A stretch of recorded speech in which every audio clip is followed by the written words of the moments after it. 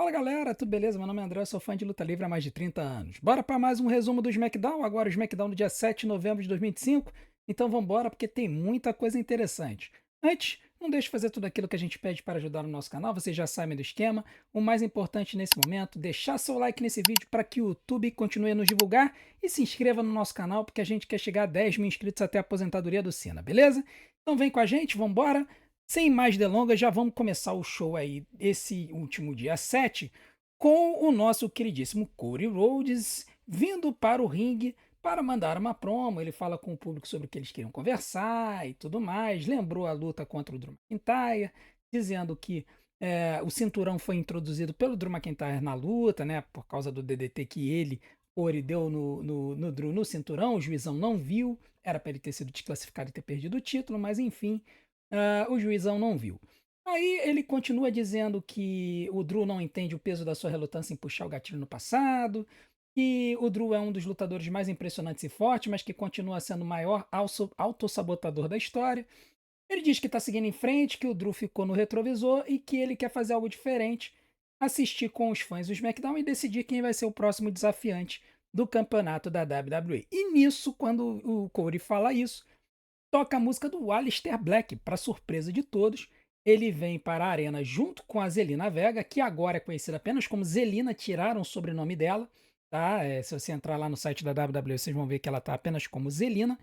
E aí o Aleister diz que tem um peso nos ombros do tamanho do campeonato mundial e diz que ele quer enfrentar o Corey. O Corey então tira a gravata, se prepara para o confronto, mas a Zelina se coloca entre os dois, né? E aí ela fala que o pesadelo do Corey vai começar agora e ela dá um tapão na cara do Corey, né? Virou moda agora, né? Mulherada dando tapa na cara dos homens e os homens sem fazer nada, né? Se fosse na época da Era da Atitude, meu irmão, ela já tinha engolido um Crossroads aí facinho.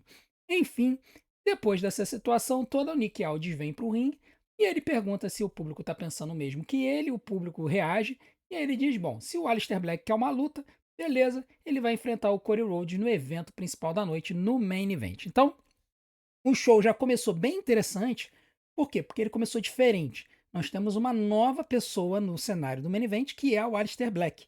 Né? A gente estava vendo o Aleister Black mais ali se enfrentando, se engalfinhando com o Damian Priest, mas a gente ainda não tinha visto o Aleister vindo na direção de qualquer título. E vendo ele sendo empurrado direto para o Main Event, é surpreendente e mostra que a WWE está realmente querendo capitalizar na figura do Aleister. Tá? Eu não sei se a paixonite da WWE com a Zelina pode ter a ver com essa situação, mas eu não reclamo porque eu gosto do Aleister Black como lutador e eu acho que vai ser interessante esse casamento dessa luta aí.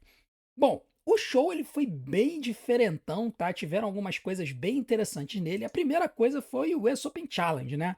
O Ilya Dragunov veio pro ringue e aí ele falou, olha, se alguém quiser vir, pode vir me enfrentar, vai experimentar a dor que entretém, né? A catchphrase dele. Nisso toca a música do Tommaso Ciampa. E o Tommaso Ciampa vem pro ringue com o Johnny Gargano e a Candice LeRae. Eles entram no ringue.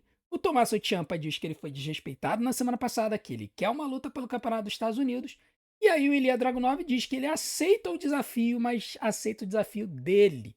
E aí ele não aponta na direção do Tommaso Ciampa, ele aponta na direção do Johnny Gargano. O Johnny Gargano fica bolado, a Candice LeRae fala, vai lá filho, vai lá. O Johnny fica assim meio tal, o Tommaso Ciampa fica irado, sai do ringue e fala, vai lá, encara. E aí nós temos a luta entre Ilya Dragunov e Johnny Gargano. E foi uma luta muito boa, tá? O Johnny Gargano tentando usar os seus golpes, tentando usar alguns golpes voadores de impacto no Ilya Dragunov, dando chops, o Ilya Dragunov também partindo para brutalidade. Essa foto, cara, olha essa foto da deformação do peitoral do Johnny Gargano com o chop do Ilya Dragunov. Meu irmão, chega a dar assim nervoso só de olhar para a foto, sinceramente, tá? Mais pra frente, o Ilya Dragunov, ele tava no apron, a Candice LeRae interferiu, né? O juizão tava vendo ali o Johnny Gargano. Aí o Johnny Gargano, ele foi pra fora do ringue, aplicou um tornado DDT, levou o Ilya Dragunov pra dentro do ringue, aplicou outro tornado DDT, mas foi pra dois.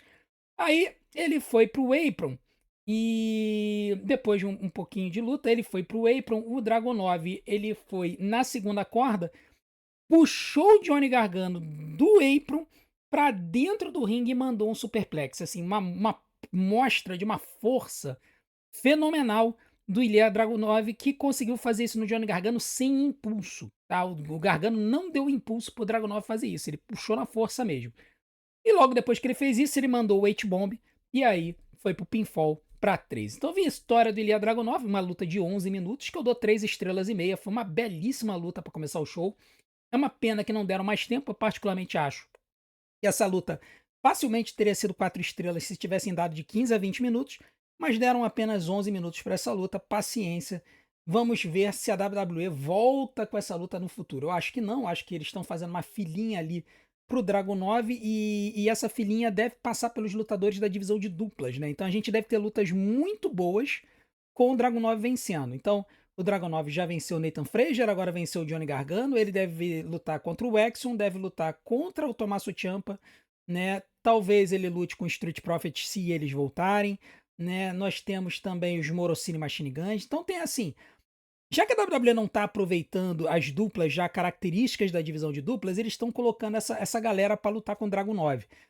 Fica um resultado um pouco óbvio, porque Dragunov não vai perder tão cedo esse cinturão, mas acaba sendo legal porque nos dá lutas muito interessantes e deixa essa galera ocupada. Então eu não me incomodo com isso, tá? Mas apenas me incomoda o fato de que o White Six tá assumido. Mais tarde no show eles até apareceram num segmento que os MFTs estavam nos bastidores, estavam falando sobre trazer os títulos para a família. O Tamatonga tá de olho no campeonato do Dragunov, né? O Tamatonga e o Dragunov se encontraram antes do Dragunov vir para o ringue e o Tamatonga ficou encarando ele. Depois, os MFTs estavam falando com o Solo Sikoa do campeonato de duplas lá nos bastidores, eles foram embora, os White Six apareceram do nada, ameaçaram atacar os MFTs, mas o Eric Rowan segurou eles e disse que ainda não. E cabe ressaltar que o Bodalas não veio de novo. Tá? O Bodalas não veio de novo. Existe a informação de que o pai dele, o Mike Rotundo, está internado numa casa de recuperação. Ele teve um stroke, né, que seria um derrame cerebral, aparentemente. E pode ser que a WWE tenha dado uma folga para o Bodalas cuidar do pai. Então o Eric Rowan está meio que servindo ali como líder do grupo nesse momento. E aí eles estão mantendo a história considerando que o Survivor Series está vindo aí, né? Mas a verdade é que eles têm, parece que eles têm um plano de contingência ali para o caso dos White Six não poderem lutar com os MFTs no Survivor Series. A gente vai falar sobre isso daqui a pouco. Depois disso, nós tivemos um segmento que a Jade Cargill veio para o ringue, né? A nova campeã da WWE veio para o ringue para poder falar com seu público. Ela veio para o ringue, o público aplaudiu, mais ou menos, né? Mas aplaudiu a Jade Cargill. Aquela entrada, né, bem bonita dela, ela veio para o ringue, pegou o microfone e disse: vocês viram o que aconteceu a Tiffany? Isso vale para todas as moças do vestiário. Não se enganem, eu sou essa cachorra. Ela dropou o microfone e foi embora. Foi literalmente uma promo de 10 segundos para um segmento que deve ter durado uns 5, 6 minutos só por conta da entrada e da saída dela. Eu, sinceramente, eu achei que foi muito pouco. Me demonstra a ideia de que a Jade não tem capacidade de microfone para segurar uma promo na frente do público. Ela geralmente faz promos lá nos bastidores, que é onde deve ter teleprompter e tudo mais. E, cara, me indica que a WWE realmente vai colocar ela no papel de Goldberg, né? O Goldberg que vinha, dava promos muito simples, falava você é o próximo, e depois destruía os seus inimigos em pouquíssimo tempo. Eu acho que se a WWE quisesse fazer isso com a Jade, eles deveriam ter feito isso antes. Eles deveriam ter construído a Jade como essa força demolidora para depois fazer ela ganhar o título. E não fazer o que eles fizeram com ela. Fizeram um loop eterno dela lá com a Tiffany Stratton durante metade do ano. Não alimentaram ela, outras pessoas para ela. Ela ficou meio que assim, ganha, não ganha, perde, não perde. E aí, no final das contas, ganhou o título. Então, assim, acho que a WWE meio que dropou a bola com a Jade Cargill. Tenho certeza que vocês vão ter alguma coisa para comentar no Sincerão da galera. Comenta aqui embaixo. O que foi interessante foi que na saída da Jade Cargill, tocou a música da Charlotte Flair. E aí a Charlotte e a Jade se encararam de novo. Pra quem não se lembra, a primeira vez que essas duas se encararam, e exatamente nessa situação de uma saindo e outra entrando, foi no SmackDown pós-WrestleMania, tá? Quando a Charlotte Flair tinha perdido o título e aí a Jade Cargill encarou ela. Eu acho que até antes disso já tinha rolado encarada essas duas, mas assim, no SmackDown pós-WrestleMania eu lembro claramente e rolou essa encarada. E rolou depois, mais uma vez. Foram umas 2 vezes que eles fizeram isso e fizeram agora de novo. Mas o mais legal, que eu achei mais brilhante, foi que A Charlotte Flair ela veio, passou pela Jade Cargill, deu uma encaradinha e simplesmente deu as costas pra Jade. E ela deu as costas pra Jade, chegou assim na frente da rampa, fez a pose dela com o roupão e ela literalmente escondeu a Jade da cena. A câmera se posicionou de propósito para que a Charlotte ficasse entre a câmera e a Jade aparece só falando um monte de besteira lá no fundo. Cara, cara, olha, impressionante como que a Charlotte Flair deu uma aula pra Jade Cargill do que é aura. Ela chegou e simplesmente esculhambou a Jade só com uma pose. Foi simplesmente espetacular. Depois a Charlotte até ameaça voltar pra atacar a Jade Cargill, bater boca com ela, mas a Alexa segura o braço dela e fala pra ela focar na luta dela. Então, assim, WWE tá fazendo aí um teaser, essa luta provavelmente vai acontecer. A WWE tá segurando, a gente só tem que ver quando que essa luta vai acontecer.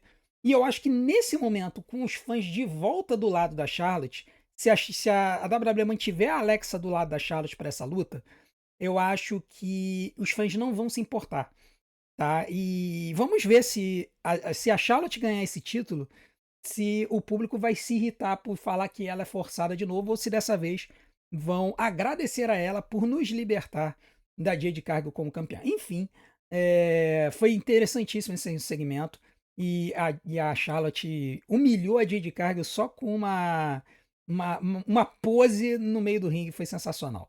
Depois a Jade Cargill foi para os bastidores, né? E aí teve uma sequência ali nos bastidores. A Chelsea estava falando que ela ia se tornar a maior campeã do SmackDown, porque ela ia lutar pelo campeonato dos Estados Unidos. A Jade Cargill apareceu, ameaçou botar um buraco no peito da Chelsea com seus pés. A Chelsea dá linha na pipa com a Alba.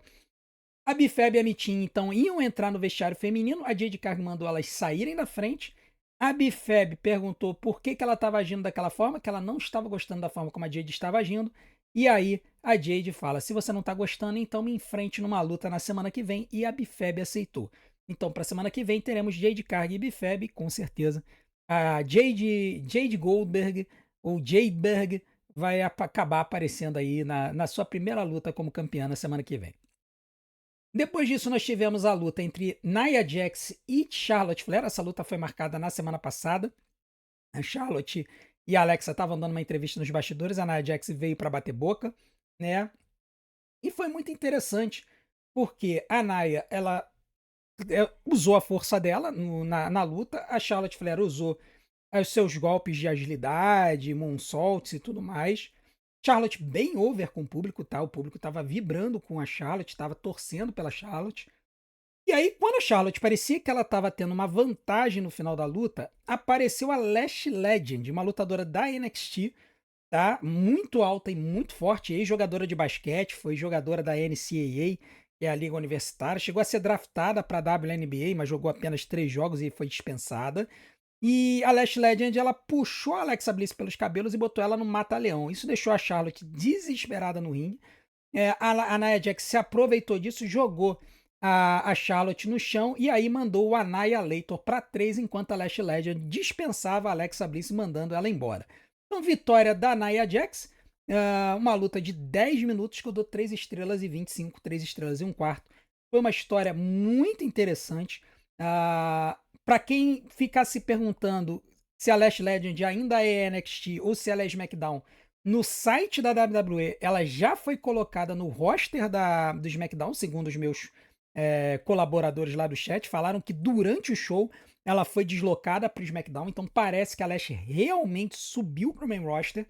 E isso é bem legal, porque a Lash passou 4 anos, na verdade quase 5, né? Porque ela estreou na NXT no finalzinho de 2020. Então, foram quase 5 anos dela sendo construída na NXT para finalmente ela subir. Então, foi bem legal ver ela aparecendo e tendo essa oportunidade.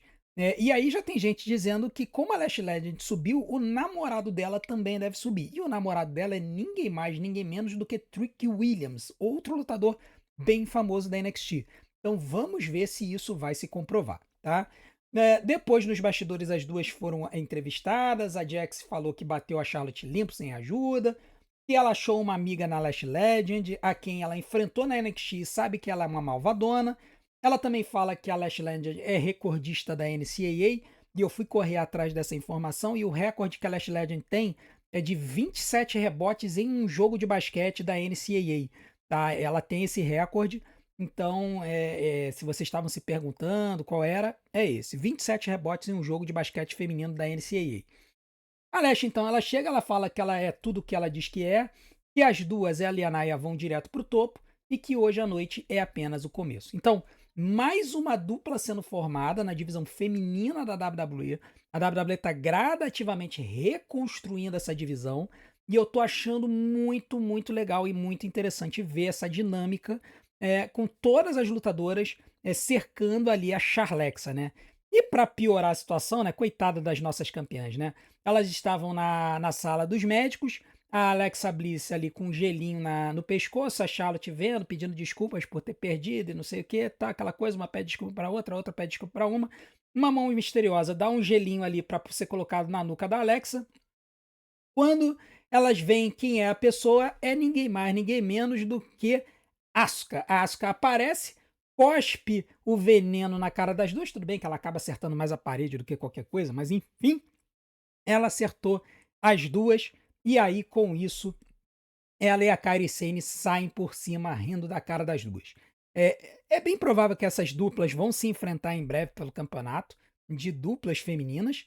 E aqui está se montando um cenário, aquele cenário que o pessoal tinha comentado da divisão de duplas, da divisão feminina da WWE, se enfrentar no War Games. E aí, qual seria a luta que estava todo mundo falando?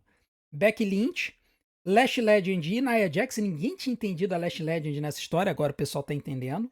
Lash Legend, Nia Jax e Kabuki Warriors contra a AJ Lee, a Rhea Ripley e Io Sky e a Charlotte Flair e Alexa Bliss.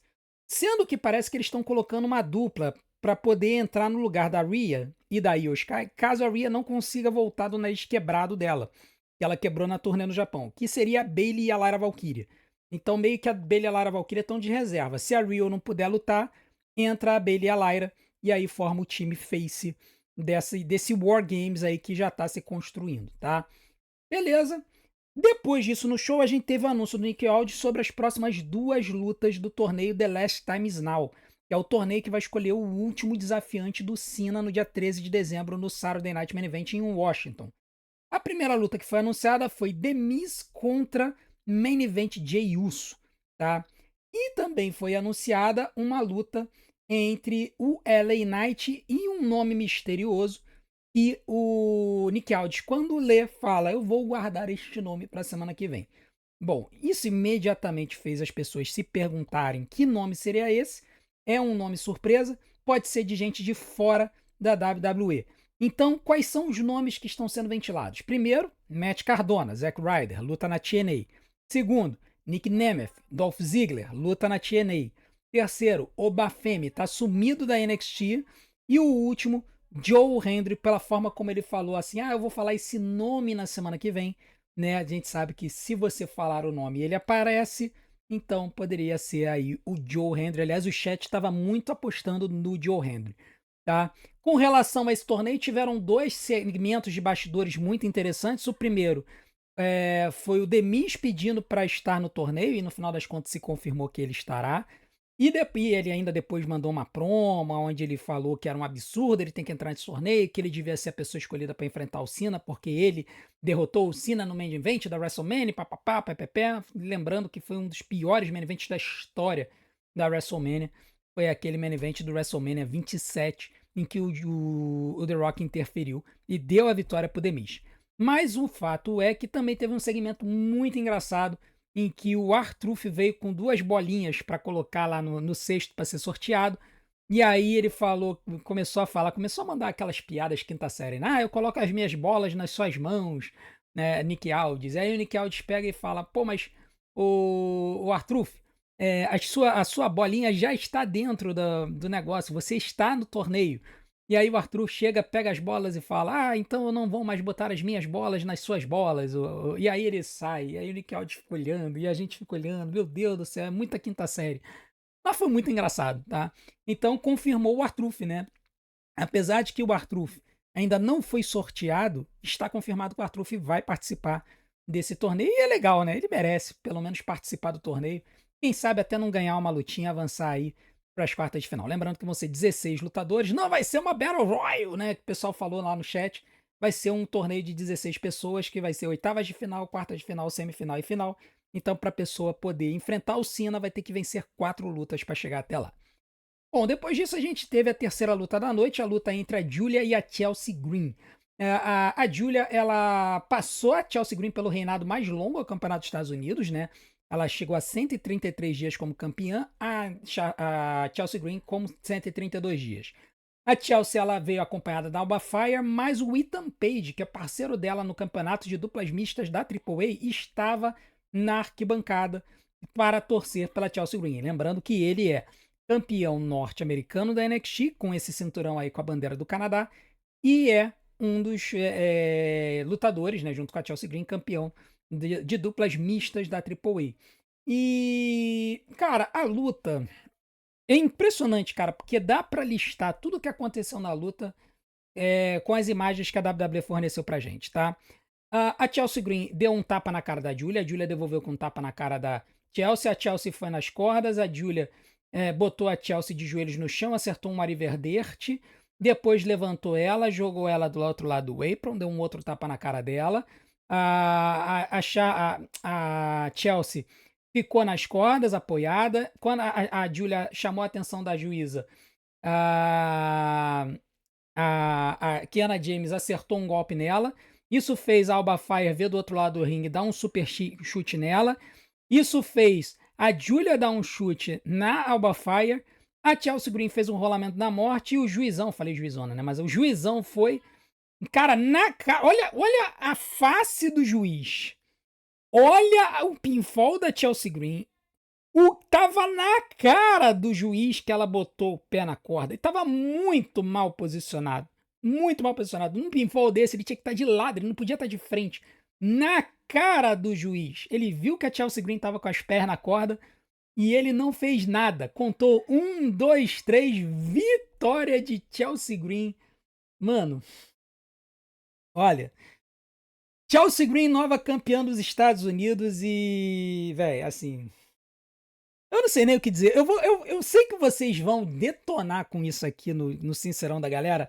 Eu vou deixar minha opinião para o Sincerão da Galera. A única coisa que eu vou dizer é que Chelsea Green e Campeonato dos Estados Unidos são um match perfeito. E Ethan Page junto com ela também é um match perfeito. Vamos ver se a WWE sobe com o Ethan Page pro main roster com essa história. Mas Chelsea Green é a nova campeã. E a coitada da Julia tá lá no fundo, olhando e reclamando do que aconteceu. Deixem seus comentários para o Sincerão da Galera para a gente poder ver o que vocês vão dizer. Depois disso, a gente teve a quarta luta da noite, entre Rey Fênix e Tala Tonga. E essa luta ela foi agendada na semana passada, né, em que depois do Rey Fênix tentar salvar lá o Shinsuke e o Morosini Machine Guns e tal, e apanhar, ele desafiou o Tala Tonga sobre estar numa caixa para fazer isso. Tala Tonga apenas agiu. Os MFTs vieram pro ringue com essa entrada irada deles, que eles estão na entrada, nessa meia luz aí, enquanto que o Solo Sikoa ainda não entrou.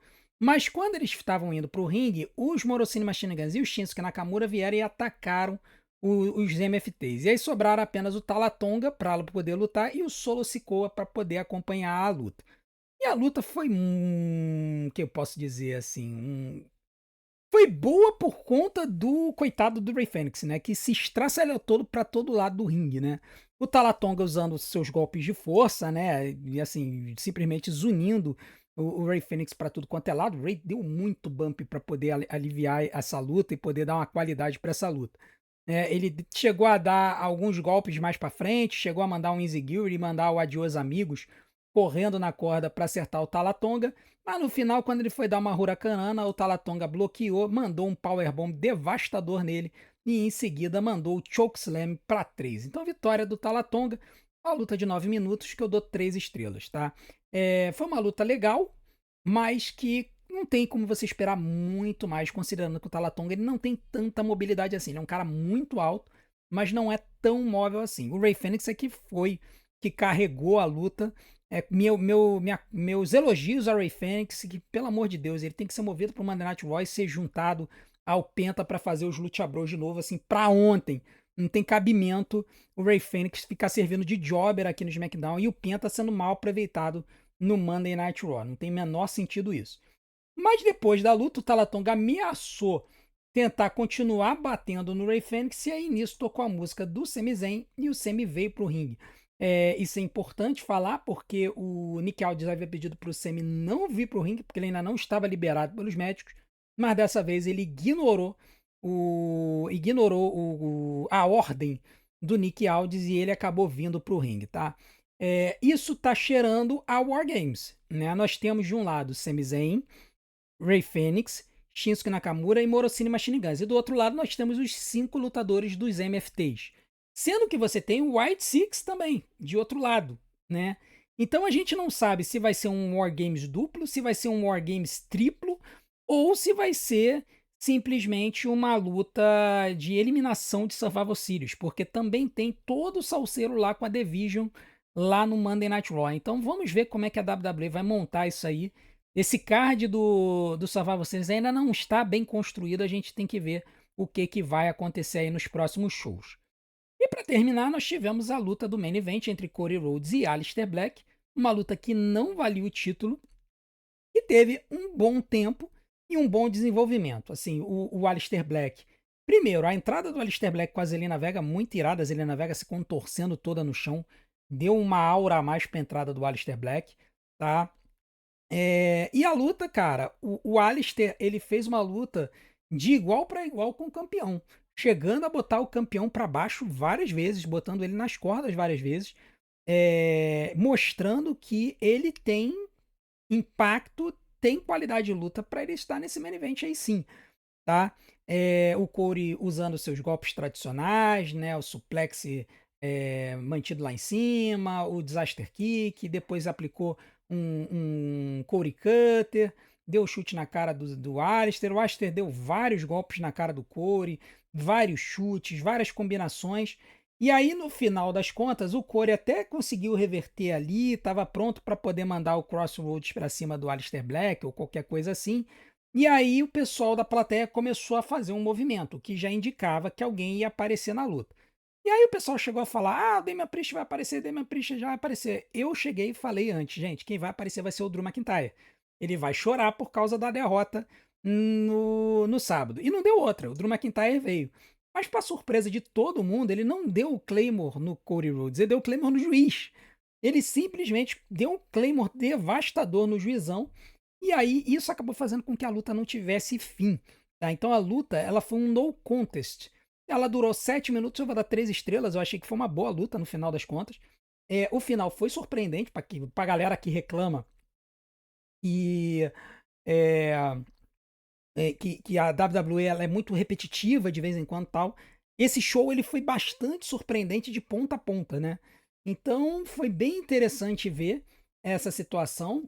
Alimenta a persona do Drew McIntyre como um cara frustrado com a companhia, de que a companhia estaria agindo contra ele.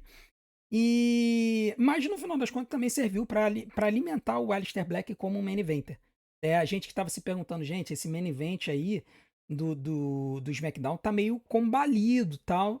Eles estão colocando gente para esse main event, tá? Então, o Drew atacando o juiz foi porque ele não viu o DDT no cinturão que o Corey deu no Saturday Night Main Event.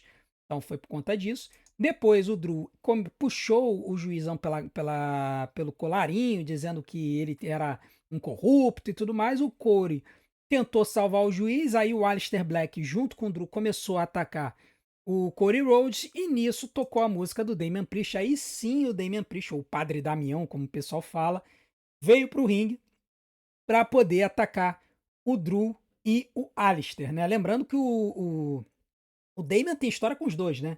A história com o Aleister tá durando esse ano todo, mas a gente não custa lembrar que na WrestleMania 40, quando o Drew derrotou o Seth Rollins pelo Campeonato Mundial Peso Pesado, o Damian Priest fez o cash-in 5 minutos depois e ganhou o Campeonato Mundial dele, e eles fizeram uma feud ali no comecinho, depois do pós-WrestleMania de 2024, para depois o Drew engatar a feud com o CM Punk. Depois disso, o Damian mandou o Alistair pra cima, jogando ele de cara no ringue, mandou um flapjack no Drew McIntyre. A luta foi para lá pro lado de fora. Quando o Damian tava para atacar o Alistair Black na mesa dos comentaristas, a Zelina Vega vem interromper. Aí o Damian agarra ela e meio que joga ela pro outro lado da barricada, mas não joga, né? Ele meio que ele vira assim e ela acaba capotando pro outro lado da barricada. Ele chega e fala: Ó, não fiz nada, não fiz nada. O Alistair Black mete o dedo no olho dele que tá queimado, né? Pra poder fazer o Damian sentir o golpe. Depois disso, o Corey conseguiu acertar um Corey Cutter no Drew, né? E aí o Drew ele sai do ringue e tal, o Corey fica discutindo com ele, o Drew vai saindo e aí o Nick Aldis aparece na rampa com o microfone e ele diz que ele tá cansado do Drew e suspende o Drew McIntyre pelos seus atos. O Drew então fica irado, diz que todos estão contra ele e o show termina com os dois discutindo. Tá? Essa storyline aí do Nick Aldis de vez em quando aparecendo no show tal, e o Drew McIntyre discutindo com ele, nos faz pensar de que pode haver a possibilidade, num universo alternativo, do Nick Aldis voltar a lutar. Para quem não sabe, o Nick Aldis é um lutador. O nome dele era Magnus, ele lutou na TNA e lutou na NWA, ele foi campeão mundial da NWA. E ele foi contratado pela WWE, muita gente achava que ele havia sido contratado para lutar, mas eles acabaram deixando o Nick Aldis como um general manager, né? Chamou muito a atenção isso na época. E aí, muita gente fica se perguntando, poxa, mas o Nick Aldis não pode lutar, o Nick Aldis não pode lutar. Essa luta eu tanco. Eu acho que seria muito legal ver o Nick Aldis lutando contra o Drew McIntyre. Os dois são amigos de longa data, porque eles vieram lá do cenário da Inglaterra, da Grã-Bretanha, e seria muito interessante ver esses dois lutando. Agora, resta saber, por que que o Drew foi suspenso, né? Certamente ele deve ter pedido uma folga para resolver alguma coisa e tal. E dois, não sei se de repente também vai filmar alguma coisa e tal. Mas o fato é que a WWE vai usar essa história aí mais pra frente, seguindo, de que o Drew está sendo esculhambado, está sendo roubado pela WWE, e que a WWE corrupta está impedindo ele de ser campeão. Essa história, pra mim, só faz sentido eles construírem se lá na frente o Drew conseguir vencer a tudo e a todos e se torne o campeão da WWE. Não faz sentido eles fazerem isso e não ter um payoff lá no final. Então, isso me traz uma esperança de que a WWE finalmente vai cometer o crime e vai fazer com que o Drew vença esse campeonato. Quando vai acontecer, eu não sei. Pode ser no Survivor Series, pode ser no dia 13 de dezembro, no show final do Cena, tá? O que seria surpreendente e faria com que esse show provavelmente tivesse muita coisa para se falar. O último momento que isso poderia acontecer poderia ser no Royal Rumble, e aí a gente ter uma sequência dessa feud para desembocar lá na WrestleMania. Vamos ver o que vai acontecer. Eu, particularmente, fiquei interessado, gostei muito dessa situação, apesar de ser fã do Drew e detestar ele ficar por baixo o tempo todo, mas eu acho que essa história traz algo mais para ele aí e me traz a esperança que ele finalmente vai cometer o crime. Com relação à nota do show, eu dou uma nota de 7,5. Eu achei que foi um show um pouquinho acima da média, né? Pode ter gente que pode reclamar que algumas lutas não tiveram muito tempo, não tiveram muita nota, mas nós tivemos duas coisas que foram muito interessantes. Que foi a aparição da Lash Legend para atrapalhar lá na situação das duplas femininas, e que na verdade a luta da Charlotte Flair contra a Nia Jax, né? Mas ela apareceu para poder fazer uma dupla com a Nia, então legal ver a Lash Legend subindo para o main roster, a gente não sabe se é definitivo ou não, e o campeonato da Chelsea Green, né? A vitória da Chelsea Green contra a Julia, que foi absolutamente surpreendente, e eu tenho certeza que vocês têm alguma coisa para falar disso. E eu vou dar a minha opinião no Sincerão da galera que vai pro ar amanhã. Então, se você tiver comentários sobre essas e as outras histórias desse jogo, coloque aqui embaixo. Lembrando, um comentário por história para que vocês tenham mais chances de aparecer. Eu não coloco textos gigantescos com várias opiniões no texto, porque simplesmente não dá para chegar e comentar sobre tudo, tá bom?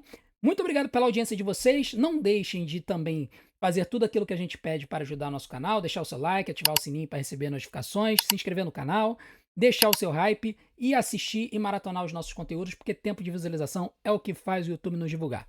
Vou deixar algumas opções aqui na tela para vocês. Muito obrigado pela sua audiência. A gente se vê do outro lado. Um grande abraço. Até a próxima.